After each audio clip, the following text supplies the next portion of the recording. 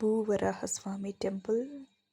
ಅಲ್ಲಿ ಒಬ್ಬ ಮಗು ಸಾಂಗನ್ನು ಹಾಡ್ತಿತ್ತು ಬಾಗಿಲು ಕ್ಲೋಸ್ ಮಾಡೋ ಟೈಮಲ್ಲಿ, ಈವ್ನಿಂಗ್ 6 o'clock ಟೈಮಲ್ಲಿ.